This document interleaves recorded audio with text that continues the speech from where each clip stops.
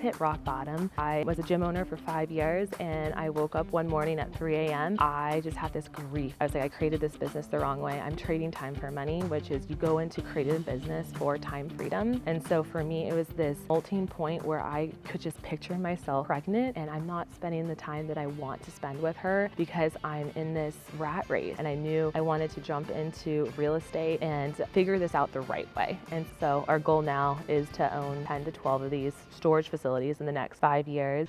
On today's episode, we are going to be talking with Bree Hartman, who is an amazing entrepreneur that specializes in investing in self-storage. But the interesting thing is she's a former gym owner, which is not a traditional transition if you know much about real estate. She's also a mom who spends a ton of time chasing a toddler. So I'm super excited to introduce y'all to Bree Hartman. Thank you so much. I'm so excited to be on your podcast and just to, I think, talk to you guys about business, life, and just being raw and all the things, especially as being moms and business owners. So I'm, just absolutely under the moon excited to be here. So I feel like when I hear you talk or I see you at an event, because I feel like I've seen you at a million events at this point, one of my favorite things about you is you are always so positive, uplifting, and super encouraging to whether it's the beginner girls or it's some like social media star in our industry that you've met. You have the same energy and excitement and encouragement for everybody, and you were always so positive for everybody. How do you keep that up? You're so sweet. I think it's like Shannon shared, this is going to kind of go into like, I think a little younger when I was in elementary school, but same thing, was in special ed for like till all the way up till like 5th grade. And so I was diagnosed with auditory dyslexia. And so I heard things differently. And so I come from like, I think I heard a lot of sounds wrong and I was made fun of. And so I know this is a very similar story and I wanted to talk to you about it. And I think being made fun of and had a lot of like, oh, she can't read. And until 5th grade, I like got a lot of help, Linda Mabel, a lot of different kind of strategies. And that always, I think, left something in my heart that, like you said, if anyone has an interesting question, like I love questions. I think life is approached by like this positivity from the inside out. And I want to treat people like that. Like my dad was very much like, treat people like they're going to be your boss. And I've had that experience of people treating me like, who are you? Or, hey, you said that wrong. And so I've always had this fear. And so I want to make sure that when I meet people, like I treat them with the same respect. And I think that positivity has helped me progress in my life because I've had to go through a lot of hardships and not telling that story. And, you know, now I had an ADHD coach and I'm like, get emotional about this because I think I've worked through a lot of that. And I think just being here on stage today, like, I don't know if I told you this, but speaking in front of the public, having this opportunity has given me that chance to build on that confidence. And I never had that because I was so worried. I didn't want to speak up. I remember doing popcorn, like in like school and education school. They don't do this anymore, but popcorn, your turn to read. And I remember saying fuck when really it was supposed to be fish.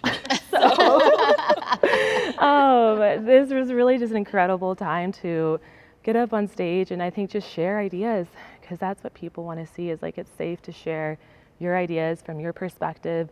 And I've learned that by having this, I wouldn't say even disability, but having this special character, it has allowed me to be a better person, to understand from every sort of human being, so. I love that you shared that. Sorry, I just wanted to share, because I really love your story and it really resonated with me. That makes me feel so much better to hear you say that because I also am so scared to get up on stage because I feel like, I'm gonna mess up, I'm not gonna be smart enough. And so to hear you, because I'm like so inspired by your story and knowing that you come up here and speak, and I was like, I'm scared, I don't feel like I'm good enough to be here, and so I get really scared, but I'm also so honored to even be asked to come speak at something like this. And so to hear you also say that you struggle with the same thing makes me feel so much better, not that you also struggle with it, but to know I'm not alone. And I feel like sharing these stories helps so many other people that may be like also struggling, but too scared to speak up about it. I loved how she shared, like, it's safe to be unapologetically you, and it's safe to share your ideas and to ask questions, which is, it's one of the hardest things I think to be an investor, because investors, you think of like someone so smart with this gigantic multi-million dollar portfolio, and it can be in multiple different shapes. And you give us, I feel like, that space to ask questions and be like, oh, I can just hire a virtual assistant for my email. I just literally found this out this weekend, and I'm like, I have done this already for virtual assistants for cold calling, but I've never applied this in my like actual business and personal life. Like, it's safe to do so. Yeah, and you feel like for me, I'm like, I don't know how all of these women here, like when I first came, I'm like, how do all these women, how are they so successful? Like, what are they doing? I want to be able to learn from them. And it's such a safe space. Heather does a really good job. Literally, like 4 people just today alone was like, man, Heather brings like the best people together at these retreats because everyone's so nice and they're so successful, but they're also so humble and willing and wanting to help others. And so it's cool because I just hired my second VA now, and I'm like, I would have never even known like that was something that people did if I wasn't in these rooms, you know? So I think it's easy for, whether it's somebody watching the podcast or somebody here at the conference we're at, to watch all 3 of us and think, oh my gosh, they're so comfortable and confident on stage, like they know all this information, they're putting us all together. And in reality, none of us are like comfortable and confident. It's something that we have to do and to push ourselves outside of our comfort zones to get here. I can remember the first place that I was speaking in front of almost 1,000 people, and I didn't have a ton of speaking experience. I'd spoken a few things, but nothing like 1,000 people that were a ton of real estate investors. And the guy that was getting ready to escort me like to the front to go on stage, he had me in the hallway and he's like, you're a lion, you're a lion. I'm like, I'm not sure if this hypes up men, but I am not motivated by you telling me I'm a lion. I don't know how this is supposed to be going, but that doesn't help me out here. And so I think part of it for us is more about knowing the people that we're gonna help and how the speaking on stage fits in with our goals, as opposed to like trying to pump us up and tell us we're like this lion. Because I was gonna be speaking right after, if anybody knows Carlos Reyes or has seen him speak, he's like amazing. He gets on stage and he tells the story about how he basically half died in Mexico and everyone he knew died, and like he's come and he's like a billionaire now. And I'm over exaggerating it, but it's like this extreme amazing story. And then by the time the presentation's over, he has the whole audience standing up going, like they're in the movie 300. And I'm like, holy crap, how do I go speak after this guy? And so it's really easy to see people like that on stage and think, I could never do something like that. So the story that you're telling is a huge testament to choosing something that's important to you and then pushing through the things that give you anxiety or make you feel self-conscious or whatever that fear is to get to the goal that you're trying to reach. Absolutely. No, and I think like, I think just being moms and even like people on this podcast as moms, there's this new example of what's possible, and it's like, it's not even about, it's like it's about like, I want her to see this, that she can do this too. And so I have a baby girl, she's 2 years old now, and I call her like my storage baby, because she's the why, like of why I wanted to dream bigger and just do it. And there is just something I think having my first child, and like after having multiple, like you just want the world for them, and you are gonna like, for me, I'm like, I just beast mode it. I'm like, I want to try this, and if I fail, that's okay. I'm gonna do it again. And I never knew that existed until I think getting pregnant and then having my first baby girl, and then being like, I really want to show her, the ability that she can do, like have ideas and impact this world. And well, with all 3 of us being like the breadwinners of our family, that gives new pressure too, right? Yes. Because before I had kids, I was like, well, I could move in my mom's basement. And then after that, you're like, I probably need a plan, because I'm about to have my 5th child, like moving in my mom's basement. Like, I mean, technically I could still move in my mom's basement, but it's not really a plan anymore, right? Yeah. So you need to make really confident, solid decisions to be able to support your family. And that is a whole new level of pressure that nobody can understand until they're in the situation. And I think as women, when we're pregnant, you start thinking about it, because the men don't have their bodies changing in like the day, like they see us, or they hear us, but ours is like a constant every second. Y'all, I've peed like 47 times today. So like it's like a every second reminder that this baby's coming. Time is ticking. Right, the baby's coming. It needs to eat. It needs diapers. It needs to be fed. And nobody here's Brooke. So it's not like we're saying that we don't have the money to do something like this. It's more of the pressure inside your head of I have to provide, I have to provide, I have to make good decisions. So as you're doing that, as the breadwinner of your family, how do you overcome the fear of what if I make the wrong decision? Because there's a lot of women at the event we're at that fear, you notice them raising their hands during the presentations, that fear is stopping them from going the next step. How do you overcome that? I think, yes, and this is where like being a mom, and I don't know if it relates to a lot of people, when you envision a life that is, because when you've hit rock bottom, like I tell my story where I was a gym owner for 5 years, and I woke up one morning at 3 a.m. and I just had this grief, like pit stealing, like I was nauseous. I had this grief feeling like bubbled up through my stomach and like I feel like my hair like right up off my arms and goosebumps. And I felt that I was like, I created this business the wrong way. I'm trading time for money, which is you go into creating a business for time freedom. And so for me, it was this molting point where I could just picture myself pregnant or with a kid, and I'm not spending the time that I want to spend with her because I'm in this rat race of even my own business, which, you know, I could have built it the right way, but you learn I built it the wrong way. And I knew I wanted to jump into real estate and figure this out the right way. And so we had our first accidental rental that led us to thinking bigger. And so I joke because this accidental rental, you think you know it all, and you're like, I'm gonna have a long-term rental. I'm gonna be a landowner, and I was just like, after we got to work, we did all the new carpet, we did the new baseboards. I painted every single room from that, and I'm like, I'm gonna have to own 20 of these doors. I need to own 20. And I've met people here at the conference that own 50 doors. I'm like, oh my gosh, that's absolutely amazing. And I just saw all the work that goes in. We had toilets that broke, shower curtains. We had to educate someone on a shower curtain. Like, why do you have to do that? And then from that, that creates water and residue. So we had black mold scare, which was really mildew. And then we had an animal or a pet come in, and midway through, a service animal, and we can't ask for pet deposits, and so they created like $7,000 of damage.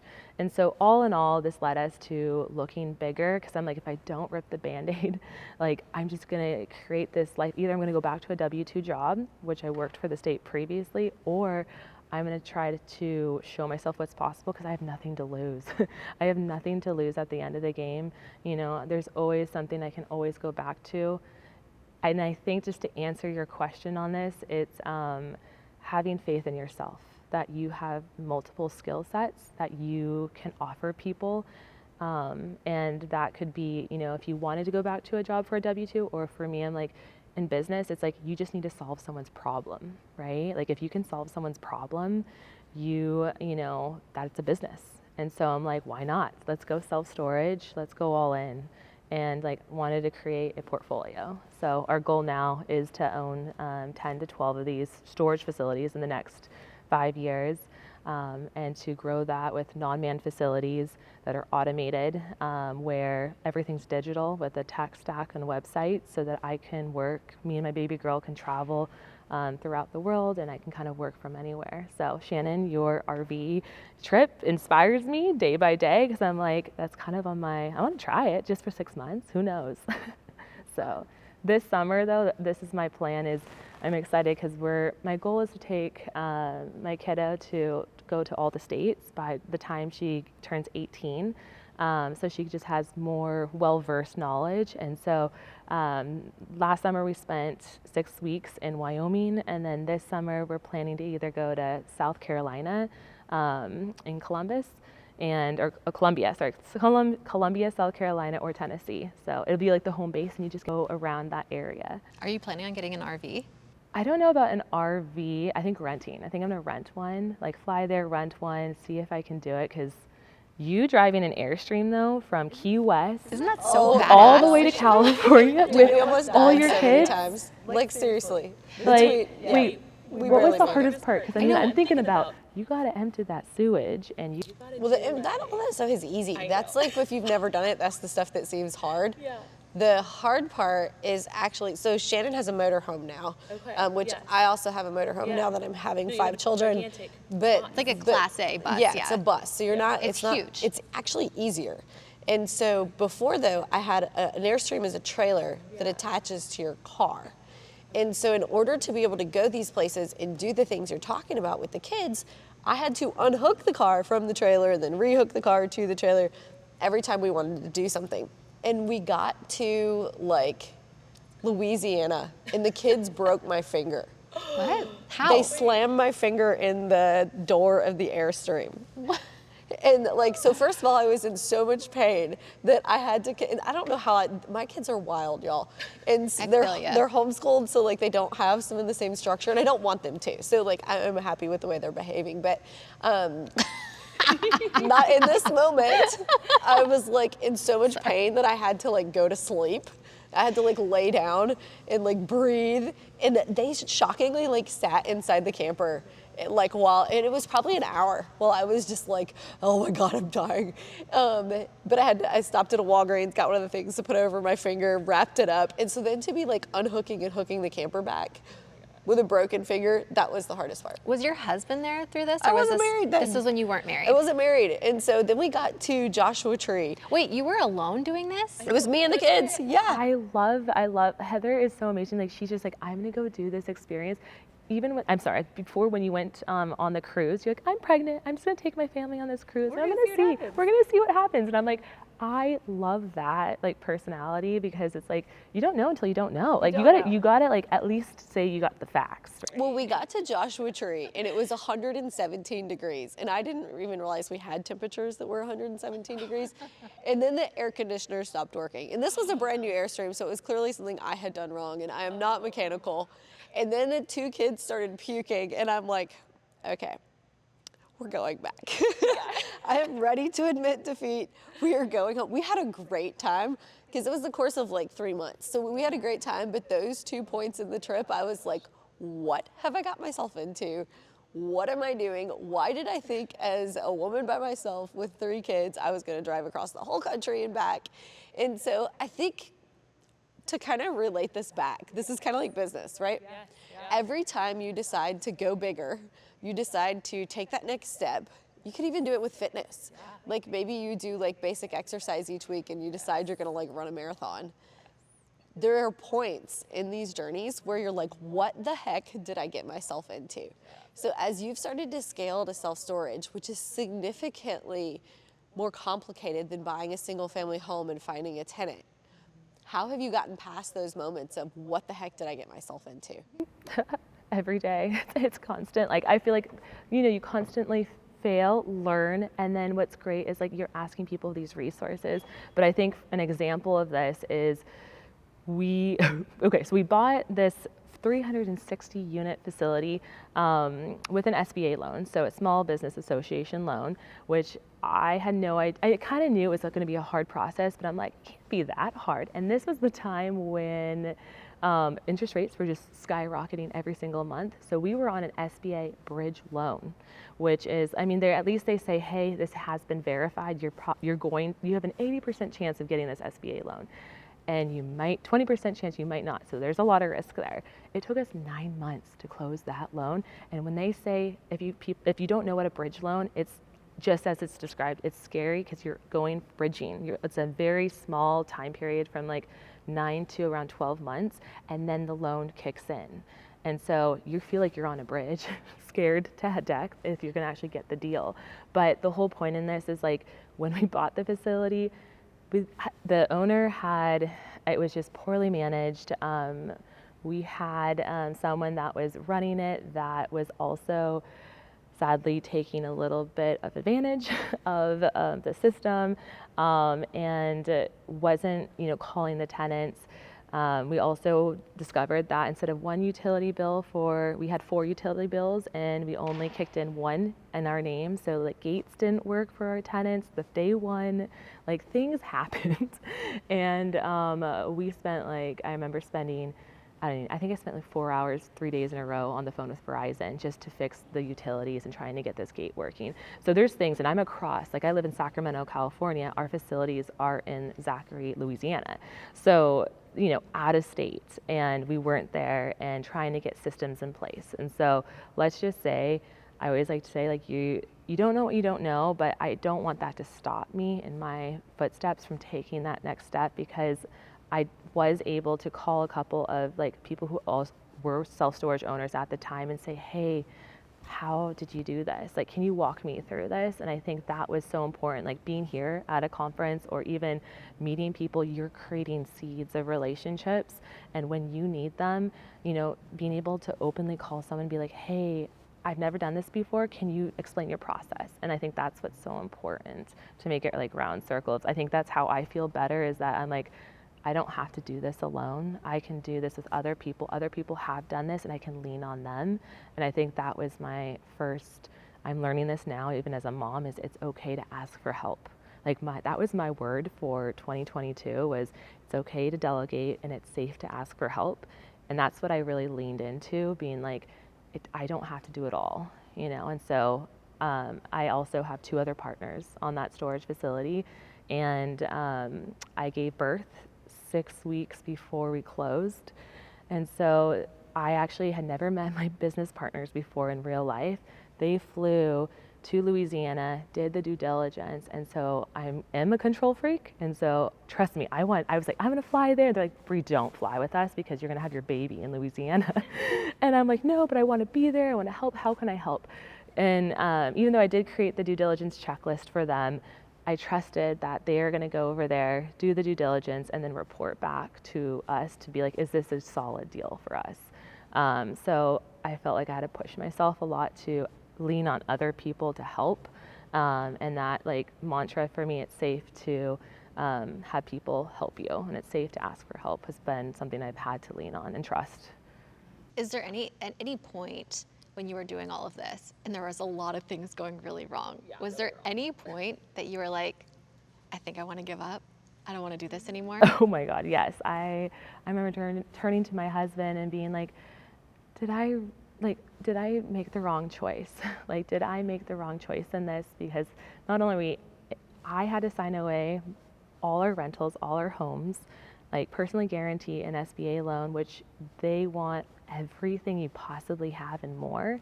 And I'm like, hey, if this does fail, I had put in certain exits. It was a really big deal. Like, I've signed away our net worth, all our houses, that current house that we currently lived in. I had sold my fitness business, and I had put the money from that into as a down payment. And so I put a lot of eggs in my basket, I think just to get started. Yeah. And I would do it in a heartbeat over again now, but in that time, I felt nauseous for 2 weeks straight. I'm not joking, I was not sleeping. I think there's so many instances where a lot of us are going through different things where we get ourselves into something and we're like, what in the world did I get myself into? And then it gets so hard to the point where I feel like I want to give up, but I feel like there's something in people that are successful and very motivated and driven that even when they feel like they really want to give up, there's something in us that pushes us forward so that we don't give up. And this is something that Heather says a lot, and I love it because I agree with it so much. It's like, you guys are not failing, it's just you're giving up too soon. And I love when she says that because I feel like it's so true. I'm hearing your story and you're like, all this like scary stuff happened, you put like all of your money, and I feel like that's what sets the people that are successful apart from the people that aren't. It's just like they're giving up too soon, but then we aren't giving up at all. So I love that. No, and it's so funny. I'm taking an art class right now, and my art teacher talks about this as the green goo phase.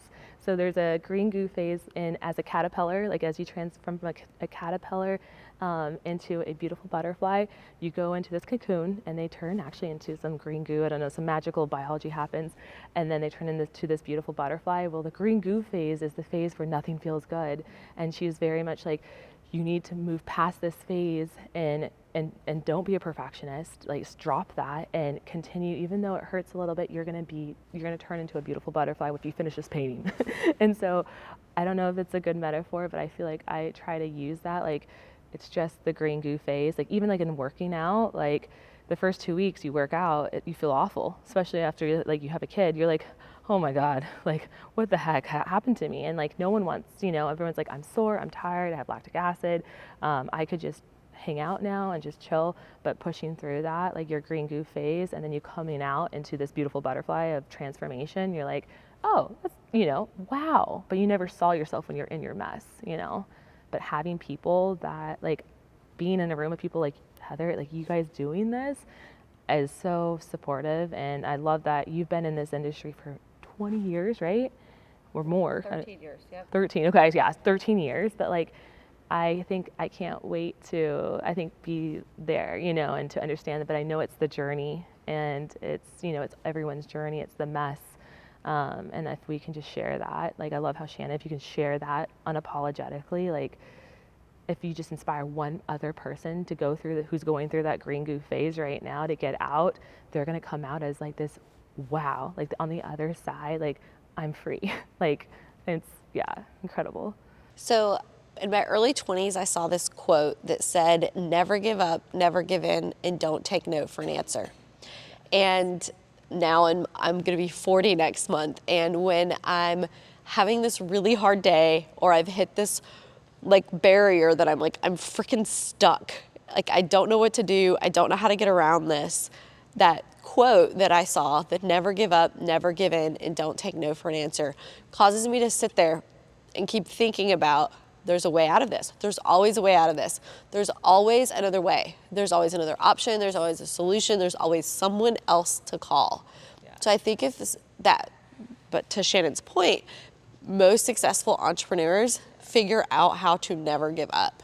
And that's kind of a testament to what you're talking about, is that continuing to persevere and continue to keep going, even when it's really tough. And I think it's like the creativity too, because it takes the part of your brain to be like, there's got to be a better way. Like, I think like there's a sickness. I feel like I'm like, there's a sickness in me. Can I do it? And so I kind of try to reverse it as a game in that moment of like. Well, this could be talking about it that way, this could be a problem in relationships. Yes. I noticed this when I was dating, and oftentimes people will tell you like a problem or a situation in their life, and when they don't have the personalities that we have, they don't actually want a solution. They don't actually want to fix the problem. And the way we operate, we're like, well, we could do this, well, we could do this, well, we could do this, and then have you tried this? And like, okay, go try that and come back to me, and then we'll think about something else. And then like you push them away and you make them feel ways about themselves they don't want to, because they didn't actually want a solution. They just wanted to tell us about it. And so I've learned in my relationship, I think it was Brandon Turner? I heard this on a podcast, and I can't remember who it was. They said when they're talking to their wife, they will listen to their wife and they'll say, do you need me to listen right now, or are you looking for me to help you with a solution? And I have had to learn that with even Shannon. Do you remember when you called me about a business opportunity you had? Yes. And I was like, do you want to just talk about this, or do you want me to talk you through a solution?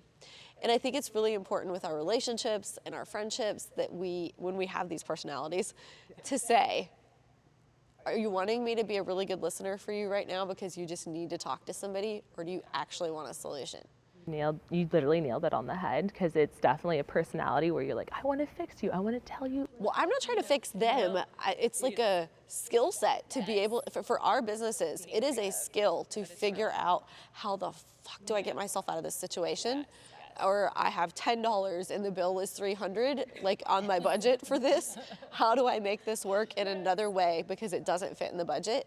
Is literally a skill set. For example, the event we're running right now, people have no clue what stuff like this costs. And it's I almost passed out when you told me. even the boat ride last night was like almost $180 a head. And so when people are like, oh my gosh, it's so expensive to go to Heather's event, I'm like, that's because we do really fun stuff that is not cheap. But one of the things we needed last night was the people who paid for VIP tickets. We really wanted to transport them to the event for last night. And I got a quote for transportation, and it was almost $4,000. And I was like, we're already at $100,000 on how much we've spent for the event. We do not have $4,000 to transport everybody, but they've paid a lot of money to be VIP. I don't think they should all have to like figure out their own way to get there. And so I sat there and I'm like, how could we do it? How could we do it? I'm like, we could all order Ubers. We could get a bunch of Uber XLs, and I have an amazing team. And so my program director used to be a teacher, so she always has really creative ideas. And I'm like, Carolina, we're all gonna order Uber. She's like, Heather, you could get beads, and everyone could wear different color beads, and then there's an Uber captain, and you go with whoever. I'm like, yes, we can make this something fun. And so just like trying to think outside the box to get things to fit in your budget when it doesn't fit adds into that. But we have to remember, not everything's business. Not everyone wants a solution. Sometimes people just need to talk to somebody. Yeah, no, absolutely. And it's so interesting that you said this, because I do see that point where you realize in yourself, you're like, okay, I need to put my listening ears on, and I just need to be an authentic listener and hear them out. And then, just offer, if they want a little bit of, pointers or questions, like being curious, about it. And so I've had to learn that skill, but I think it is so important, A, for relationships, and then B, just to, I think, be there, for that person in need.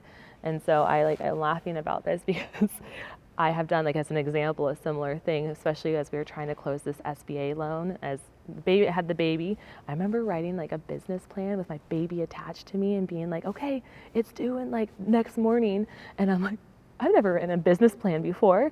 Okay, so you Google, you ask ChatGPT, you get some ideas in your brain, and I'm like, okay, I'm just gonna write this business plan right now with my baby attached as I'm pumping, all the things, and submit it, and it's got to be good enough.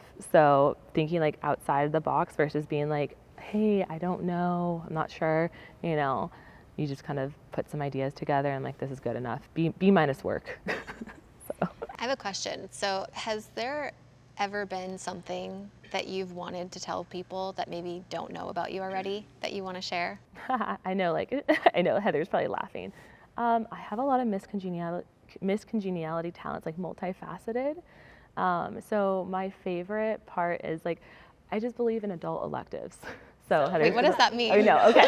So let me define this for you, because okay, an adult elective, how you take electives as kids, home ec, or you sew, or you learn how to do these different things, and it introduces you to different ideas or concepts and skill sets.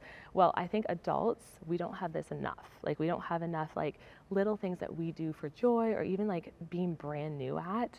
And I think adult electives can really help light your soul on fire. And I just believe that even as a busy mom, and I get it, as my husband's a firefighter, so he's out, 3.5 days, and I'm taking care of the baby, but it's I want something for me. So what are you doing, pole dancing? So here it or is. Yeah. Wait, are you serious? Yes, I am. Okay, you just guessed this. Okay, so. I'm a mind reader, apparently.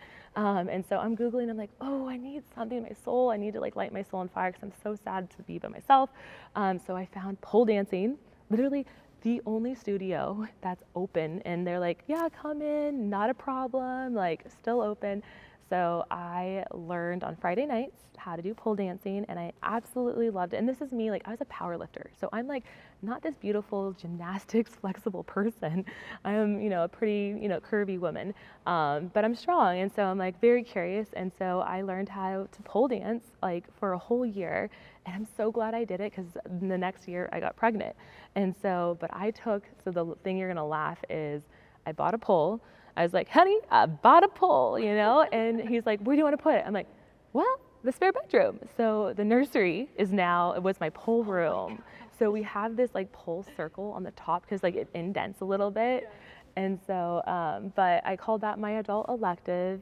I actually submitted a video to be on the top. It was the Speaker of America, or Top Speakers of America, and I had my talk was about adult electives, why we need them, and then I had my pole dance skit on there. I didn't get very high, but I was like, I just wanted to share with the world, like, I still do a little bit of pole dancing. I do a heels class on Sunday nights with women.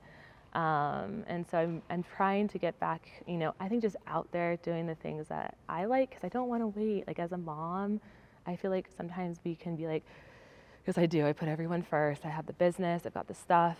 And you're thinking to yourself, when my kids are this age or in this phase of life, I'll do it then. Shannon, do you have an adult elective? I know, I was just going to ask. Mine's obvious. Mine's cooking. I take cooking classes. I make weird recipes at home. Yeah, like, y'all, one of the hardest things making homemade pasta, or one of the hardest things I think I've learned to make, and like I'm sure there are tons of Asian people out there that would make fun of me because they think it's easy, but learning how to make homemade egg rolls this year was like, they are so freaking good that I will not eat egg rolls like out to eat anymore. They're like not even the same food. They're so good homemade. But learning to like, and it could just be that I'm like trying to be a perfectionist, but learning to like wrap the egg roll so that it doesn't break while you're wrapping it. You gotta keep it moist. And then like it doesn't come apart while you're frying it. It's so freaking complicated. I'm sure there is some really lovely lady online who could give me a comment and some kind of tips on this, but no one's given me any tips. It's like me with trial and error. But learning to make egg rolls this year. But I've learned to make a ton of stuff, but that's the most memorable one. I love though that you take a class. Like it's on your Instagram, I see you take the class because I know it's like right around the corner where you live, and it's so cool. I know. Yeah. So it's funny because I saw it on your Instagram and I looked it up, and I'm like, the farther it's in San Francisco, so I can't drive like 2.5 hours. There's lots of places that have cooking classes, and that just happens to be walking distance from my house. Yeah. What about you? Okay, What's so your adult elective? you guys are gonna laugh. Yours is the thrift store. No, that's not an elective, that's an addiction. Okay, so there's a difference. So I told my mom this year, because we both just moved to Tennessee, let's do something together. And so I gave her 3 options, like a quilt making class. I'm like legitimately a grandma. I went from There's a really good quilt making class by where you live now. Do you know can you that? please tell me? I don't know that. There's this store. It's actually People like, don't care. Text me after. Tell me about the store. Okay, I'll tell you about the store later. Yeah, I used tell to me take quilt making classes. I'll have to send you a picture. Did you really? Yes. When my phase of where I tried like sewing and knitting and phase. yeah. Did you like it, or you just like you did it and then you got bored of it and wanted to move? I am not the personality of the other people in the group.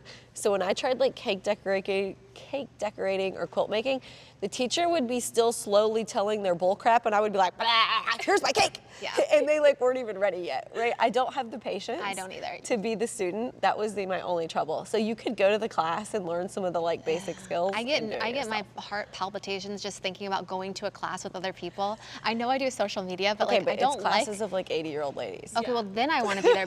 But those are the people I want to be friends with. They're so freaking nice. And they're funny because they don't give a shit. I'll send you the info on the quilt making Old class. people are the best because they don't care anymore. You know, like how we're all scared we're going to be judged. They're like past that point, and they're so smart. They have all this wisdom. They've lived longer than us. I'm like, I want to be best friends with them. You know what I mean? But yeah, I want to do. You guys are going to laugh at me. I'm actually kind of embarrassed to say this out loud, but I want to do a basketry making class, like where you learn to make baskets from hand, because I really love baskets, and everyone literally makes fun of me. I shouldn't have said it out loud. I see Heather looking at me like, No, it's funny. Okay, near where you live, there's community colleges, and they have these elective books that people who can take like night classes or whatever, they have a basket weaving class in the thing. I love that you know all of this stuff. I also need to learn to can, because everyone, Oh, we've that been you talking watch about YouTube this. videos. Yeah. Have you guys been seeing, by the way, all these billionaires doing the bunkers? We've talked about Well, I this. didn't notice it until you started telling me about it, and now I keep seeing all the articles. Because they're all doing it. Something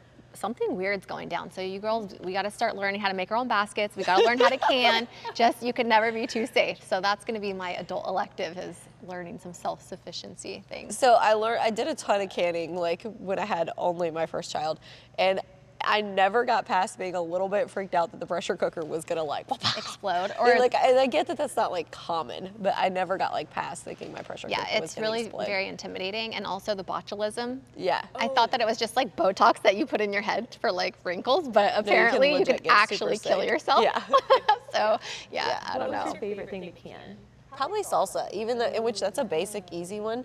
Salsa, and then I have this recipe for a Christmas jam that uses cranberries for like making a homemade jam. It's so freaking good. So I would make those and give them at Christmas. I feel like it'd be really fun content to do it, but like me, because I'm like doing it for the first time, you know what I mean? And everyone's gonna expect that it's gonna go really wrong. Is she gonna die after she eats this? I don't know. We'll find out. For the next few months, they're just They're gonna gonna, be like, yeah, they're "Something gonna wrong be with tuning in. Shannon?" Are they still alive? I am.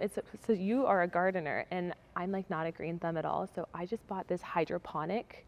Like you can grow hydroponic, yeah, with like the plants. And my whole thing was like, I'm gonna help. You know, it was like, baby girl, where's the roots? Like, where's the plant? Where's the sunlight?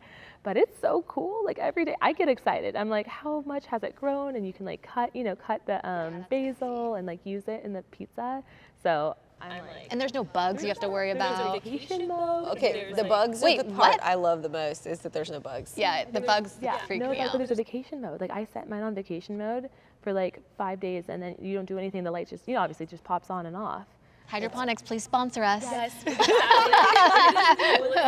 Well, I feel like we have talked about everything imaginable today, from hydroponic tomatoes, all the way to going from a gym owner to owning self-storage. Bree, I really appreciate you being here with us today. Where can everybody find you online? Yes, no, thank you so much. Like I just love talking with both of you guys, like so open and just sharing with everything. And so just follow me. You can follow me on Instagram. I love talking about just self-storage and my story, and you'll see my baby girl and family. It's Bree.theinvestor.